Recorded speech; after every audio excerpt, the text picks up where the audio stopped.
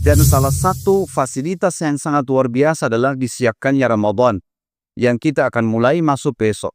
Saya akan sebutkan jemaah sekalian, kelebihan Ramadan yang saya susun tidak kurang dari 20 bonus kelebihan dari bulan Ramadan.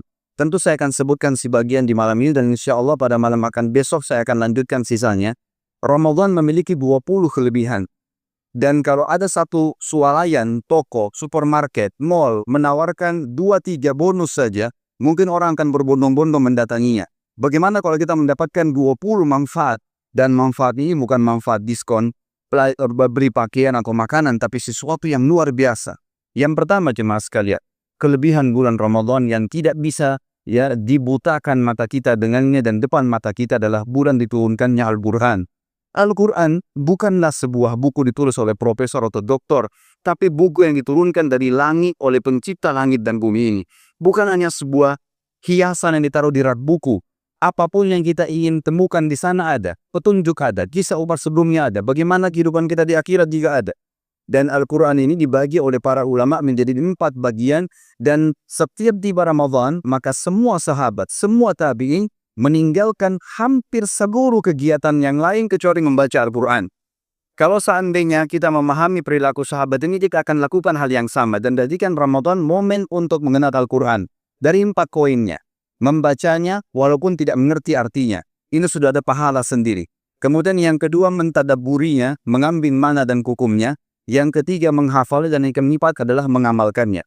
Membaca, kita tahu hadis Nabi SAW dalam hadis Bukhari. Kata Nabi SAW, Iqra'ul Quran, fa'innahu ya'di syafi'an di'ali yawmal qiyamah. Bacalah selalu Al-Quran, selalu. Maka dia akan datang hari kiamat menjadi penolong bagi membacanya pada hari kiamat. Dalam hadis yang lain, riwayat Bukhari juga dikatakan, Quran itu, surah Al-Imran, surah Al-Imran dan surah Al-Baqarah akan datang hari kiamat dalam bentuk makhluk di depan Allah yang meminta kepada Allah agar pembacanya dimasukkan ke dalam surga sampai Allah masukkan ke dalam surga. Hadis yang lain juga kata Nabi SAW, pembaca Al-Quran, pembacanya, walaupun Anda belum mengerti artinya dibaca, dirutinkan sekian hari, maka hari kiamat disuruh baca oleh Allah Subhanahu Wa Taala ayat demi ayat, sampai dia terus membaca dan derajatnya terus dinaikkan sampai dia tiba di derajat tertinggi di surga. Lalu Allah mengatakan, berhentilah kedudukanmu di akhir ayat yang kamu baca. Jadi tema membacanya adalah sebuah pola yang harus diketahui. Dan membaca Al-Quran yang diperhatikan oleh para sahabat adalah mereka membaca dari Al-Fatihah sampai An-Nas. Dan banyak di antara mereka mengkhatam 3 hari sekali, 6 hari sekali, maksimal mereka mengkhatam 40 hari sekali. Dan ini satu hal yang mendasar dan harus kita pahami. Coba praktekin di bulan Ramadan ini jemaah sekalian. Sebagaimana kita rasa hajat kita penting sekali. Setiap buka HP melihat SMS, melihat WhatsApp, melihat BlackBerry. Maka setiap kali kita buka, coba program HP kita yang ada program Qurannya dibuka dan baca satu kali lihat 1 ayat saja. Berarti kalau satu hari kita melihat 50 kali, kita memiliki 50 ayat yang bisa kita baca dan setiap buruknya akan mendapatkan 10 pahala. Yang kedua adalah bagaimana kita mentadabburinya. Para sahabat kalau mentadaburi ayat Quran nanti yang mengambil maknanya tidak kenal lebih dari 10 ayat. Ibnu Mas'ud berkata radhiyallahu anhu bahwasanya kami selalu berkumpul beberapa orang lalu mengambil Al-Quran 10 ayat tidak lebih sampai kami menguasai bacaannya, kami memahami maknanya, kami menghafal dan mengamalkannya. Jadi 10 ayat 10 ayat. Dan ini beda dengan membaca tadi beda. Imam Syafi'i rahimahullah pernah memegang fisik Al-Quran lalu bertemu dengan beberapa ulama fikih yang belajar dengan beliau di Mesir. Lalu beliau berkata, menunjuk ulama-ulama yang belajar dengan beliau dari ilmu fikih, yang sedang pegang kitab fikih, sungguh kitab-kitab yang kalian pegang itu telah menyibukkan kalian dari ini. Beliau memperlihatkan Quran yang beliau selalu baca, padahal sebenarnya beliau sudah hafal Quran dari umur 9 tahun. Uthman bin Affan radhiyallahu anhu menghafal Al-Quran, walaupun beliau sudah masuk Islam baru hafal Al-Quran, dan beliau biasa mengkhatam Al-Quran setiap malam sekali. Bahkan dalam kisah Uthman bin Affan dikatakan beliau mengkhatam 30 juz Al-Quran di rakaat terakhir witirnya. Satu rakaat terakhir 30 juz. Tetapi Qurannya ditemukan yang terbuat dari kulit. Pada saat beliau meninggal dunia itu sudah banyak yang sobek karena seringnya dibuka-buka. Jadi membaca Al-Quran adalah hukum sendiri walaupun tidak mengerti artinya. Kemudian kita mengambil hukumnya dan tidak lebih dari 10 ayat kalau ini. Kemudian menghafalnya juga sama. Coba diterapkan hafal 10 ayat saja. Kalau per hari kita bisa menghafal 10 ayat, di Ramadan 30 hari bisa, kita akan memiliki 300 ayat jemaah sekalian. Dan 300 ayat ini kalau kita memilih surah-surah yang kita sukai, maka atau surah yang terdiri dari 30 ayat, kita akan memiliki 10 surah. Dari 114 surah, caranya untuk menghafal adalah bagi sesuai dengan nama. Anda pulang sebentar ke rumah, mulai malam Ramadan pertama ini, coba ambil, buka daftarnya, Qurannya 114 surah. Coba misalnya laki-laki, bapak di sini suka dengan nama-nama laki-laki. Surah Muhammad, surah Yunus, surah Ibrahim, surah Hud, disendirikan.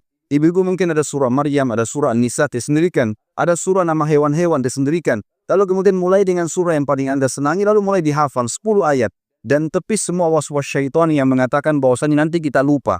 Bagaimana belum menghafal sudah kita katakan lupa? Maka dihafal 10 ayat, dengarkan hadisnya.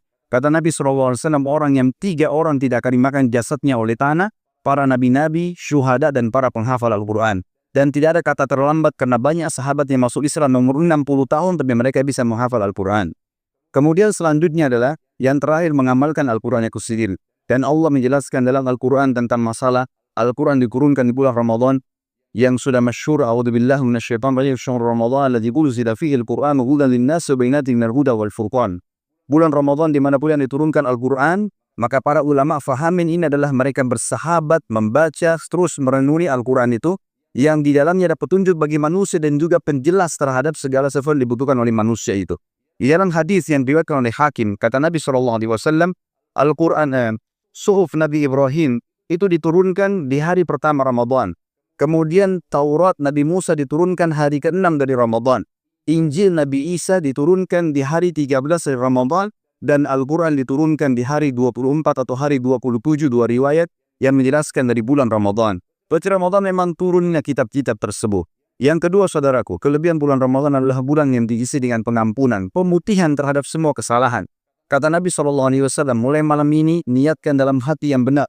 Hadis Nabi SAW yang mengatakan riwayat Bukhari, man shama Ramadana imanan wa ihtisaba ghufira ma taqaddama min dzanbi. Siapa yang menjalankan puasa Ramadan besok mulainya sampai selesai dengan izin Allah, diikuti dengan keimanan, yakin ini perintah Allah dan ihtisab, mengharapkan pahala yang akan didapatkan, maka dia akan maka akan diampuni dosa-dosanya yang telah lalu, diputihkan semua kesalahan dia. Dalam hadis yang lain, kayak mulai malam ini, pertahankan jemaah sekalian, jangan seperti banyak fenomena kita di Indonesia, begitu hari pertama, sepekan pertama ramai masjid, setelah itu kosong semuanya. Maka kita harus pahami, hadis Nabi SAW mengatakan, man qama Ramadana imanan wa ihtisaba ghufira ma taqaddama min dzanbi. Siapa yang dirikan malam Ramadan, kayak sebentar kita akan terawih ini, dengan keimanan, yakin perintah Allah dan mengharapkan pahalanya, juga diampuni dosanya yang telah lalu-lalu. Jadi pengampunan dosa yang luar biasa. Setiap tiba Ramadan, dalam hadis riwayat Tabarani, Ubadah bin Samit radhiyallahu anhu berkata, Rasulullah SAW setiap tiba Ramadan pasti mengumpulkan kami. Lalu berkata, telah tiba kepada kalian bulan Ramadan, bulan yang penuh dengan berkah, di mana Allah turunkan naungannya. Semua umat Islam di Ramadan, di seluruh dunia pasti mereka akan bahagia, dinaungi oleh Allah Subhanahu wa Ta'ala. Tidak ada masalah sama sekali. Bahkan negara-negara kafir pun menaungi kaum muslimin, berlumba-lumba menyiapkan diskon dari produk mereka. Bahkan kita temukan di Eropa beberapa cuplikan yang saya lihat, mereka bahkan menghormati umat Islam dengan menutup beberapa kedai-kedai makanan mereka. Bahkan mereka membuka, berlumba-lumba mencari kesempatan mendapat keuntungan pada saat muslimin lagi buka puasa. Jadi pada satu naungan Allah SWT, bulan di mana Allah akan bersihkan semua dosa, Allah kabulkan semua doa, dan Allah membanggakan kalian di depan para malaikatnya. Maka perlihatkanlah yang terbaik dari diri kalian, karena orang yang rugi adalah orang yang dapatkan Ramadan kemudian tidak mendapatkan rahmat Allah Subhanahu wa Ta'ala. Yang kedua, pemutihan. Yang ketiga, Ramadan adalah bulan yang penuh dengan berkah. Artinya Allah Subhanahu wa Ta'ala berkahi muslim dari makanannya, pakaiannya, waktunya, semuanya diberkahi. Kata para ulama, bukti berkahnya Ramadan adalah orang yang malas ibadah pun akhirnya jadi mau ibadah. Karena waktu, lingkungan, situasi menarik dia untuk itu. Maka ini makna daripada berkah. Berkah dari sisi makanan misalnya. Kita walaupun sudah seharian tidak makan, begitu berbuka puasa dengan makan beberapa butir kurma, sedikit kue, minum air, maka sudah kenyang terasa. Maka ini makna daripada berkah dari bulan Ramadan. Yang keempat, bulan diterimanya seluruh doa, hajat yang disampaikan. Maka kita tahu, doa ini adalah sesuatu yang kita sampaikan kepada Allah tanpa operator, dan semua hajat kita akan diterima. Asalkan memenuhi 4 syarat mutlaknya. Ikhlas kepada Allah Subhanahu wa Ta'ala. Yang kedua, menjauhi makanan, minuman, pakaian yang haram, serta tidak minta yang haram. Yang ketiga, bagaimana dia tidak tergesa-gesa dalam mengucapkan doanya dan menunggu proses daripada didatangkan doa tersebut. Ada orang seperti ingin disulap, begitu minta ya Allah sembuh, ingin sembuh langsung seketika pada saat itu. Tidak mungkin. Sunnatullah pasti akan ada proses. Kita kalau lapar, minta ya Allah hilangkan lapar saya. Apakah laparnya akan hilang seketika? Tentu saja tidak. Akan ada proses, kita dapat makanan, dikunyah, kemudian ditelan, lalu kemudian hilang rasa lapar tersebut. Maka ada prosesnya. Dan yang keempat adalah bagaimana seseorang memahami doa melalui tahapan, bisa dikasih langsung, dihilangkan musibah, atau bahkan dia akan tanya dalam bentuk pahala pada hari kiamat. Juga dalam hadis yang lain dikatakan 3 orang yang pasti diterima doanya. Yang pertama orang yang puasa, yang kedua orang yang musafir, dan ketiga adalah orang yang terzalim. Yang kelima jemaah sekalian adalah bulan di mana kita bisa memperbanyak ibadah, kesempatan, dan juga menjauhi kemaksiatan. Insya Allah tinggal 2 menit, 3 menit lagi, saya akan tutup dengan poin-poin ini. Maka di mana bulan Ramadan ini orang yang malas pun beribadah, dia akan rajin beribadah. Maka kita kesempatan menunggangi itu. Kalau hari-hari selain Ramadan biasanya kita malas beribadah. Juga begitu kita terbuka pintu-pintu untuk bermaksiat. Tapi di bulan Ramadan semuanya orang jadi terkontrol untuk itu. Contoh misal, besok kita berpuasa, tiba-tiba Anda lihat di depan apartemen Anda ada orang lewat, kita nggak tahu muslim atau tidak, tapi lewat dengan sambil makan misal. Saya yakin kalau Anda memiliki sedikit dari iman saja dan yakin lagi berpuasa, kita akan tersentuh dan merasa kenapa orang ini tidak puasa ya. Kita merasa rugi karena ada peningkatan kualitas, ada peningkatan keinginan untuk beribadah kepada Allah SWT. Dan juga di bulan Ramadan, semua orang yang berbuat maksiat, Allah Subhanahu wa Ta'ala kata para ulama meredam dia untuk tidak berbuat maksiat. Bahkan orang subhanallah yang sering pacaran bebas, mereka bahkan bisa membahasakan kepada pasangannya, ini puasa Ramadan, kita libur dulu. Sampai membahasakan seperti itu karena memang subhanallah mereka akan terjauhkan dari kemaksiatan kepada Allah Subhanahu wa Ta'ala.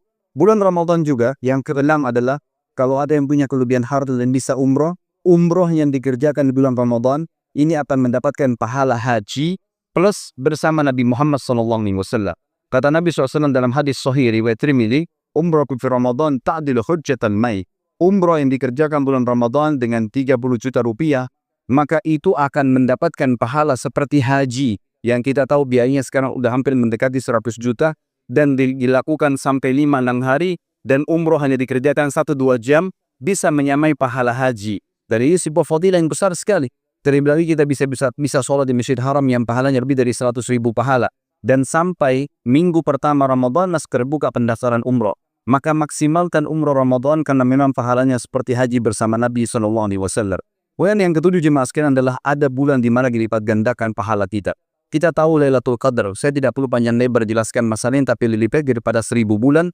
Dan 1000 bulan ini sama ya 83 tahun plus 4 bulan. Berada di 10 terakhir Ramadan dan ini hanya di bulan Ramadan. 1 malam di malam-malam ganjil saja.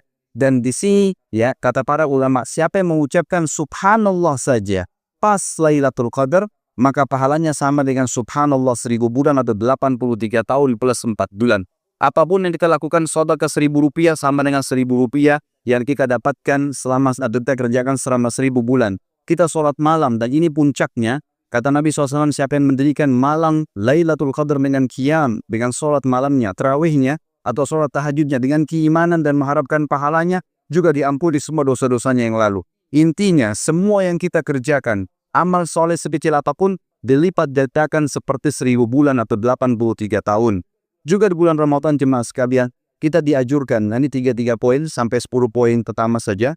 Poin ke-8 adalah bagaimana kita diajar dalam Ramadan untuk mengatur waktu. Membagi waktu antara ibadah kita dengan urusan dunia.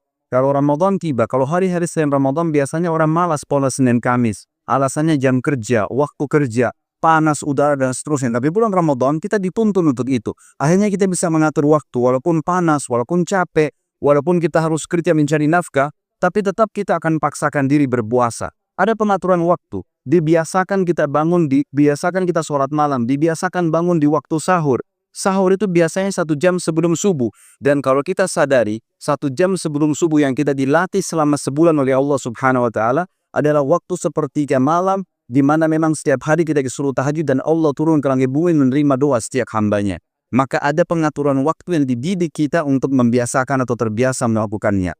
Kemudian juga bulan Ramadan yang ke-9 adalah meredam syahwat dan hawa nafsu. Sabda Nabi SAW, "Ya hai anak muda, siapa yang bisa menikah, menikahlah. Ya karena itu akan menjaga kesucian matanya dan kehormatan kemauannya. Kalau dia tidak bisa maka berpuasalah karena puasa akan meredam hawa nafsunya.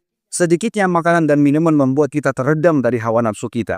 Manfaat bulan Ramadan agar terbiasa mengontrol hawa nafsu tersebut. Bahkan dengan pasangan halal saja kita tidak boleh sembarangan, hanya boleh berhubungan di malam hari. Dan yang terakhir dimasukkan adalah dengan puasa juga kita akan terlatih dan terbiasa meninggalkan sebuah penyakit yaitu atau sebuah hal yang berbahaya bagi diri manusia yaitu sifat emosi. Kata Nabi SAW, ya bukanlah puasa itu dari menahan lapar dan haus saja, tapi menahan diri dari perbuatan sia-sia, perbuatan dosa dan emosi. Siapa yang sedang diajak bertengkar oleh orang lain sementara dia puasa, mestinya dia mengatakan saya sedang puasa, saya sedang puasa 2 kali. Artinya kita disuruh redam emosi ini. Dan kata seorang sahabat yang datang kepada Nabi SAW, ya Rasulullah, tuntun saya supaya hidup saya tenang, bahagia, nggak punya masalah dengan banyak orang. Kata Nabi SAW, jangan kau marah. Apalagi ya Rasulullah, jangan kau marah. Apalagi ya Rasulullah, jangan kau marah. 3 kali. Dan subhanallah, di bulan Ramadan semana sebulan penuh kita dididik oleh Allah Subhanahu wa Ta'ala melalui program yang ada dan seluruh internasional semua muslim melakukannya, dilarang kita mengangkat emosi atau emosi pada saat sedang puasa. Dan ini memang dilarang. Kalau orang aja bertengkar kita tinggalkan, subhanallah. Maka terdidik kita untuk menjauhi penyakit yang satu dan kita tahu penyakit-penyakit berat seperti stroke, darah tinggi semua disebabkan karena emosi. Dan dengan puasa Ramadan kita bisa mendapatkan atau menjauhi sifat ini. Allahu a'lam. Mudah-mudahan apa kita sampaikan di 10 poin ini bisa menjadi manfaat buat kita. Dan mohon maaf waktu yang saya ambil kalau memang ada tambahannya. Mudah-mudahan saja tetap dihitung majelis ini oleh Allah Subhanahu wa Ta'ala. Dan Allah memberikan kita kekuatan untuk bisa menjalankan puasa Ramadan sebulan penuh dan dipulangkan Ramadan yang akan datang. Juga mengerjakan sholat malamnya dengan iman dan juga mengharapkan pahala dari sisinya dengan izin Allah Subhanahu wa Ta'ala. Kalau ada benar dari Allah, saudara saya mohon dimaafkan. Subhanakallahumma bihamdika asyhadu an la ilaha illa anta astaghfiruka wa atubu ilaik. Assalamualaikum warahmatullahi wabarakatuh.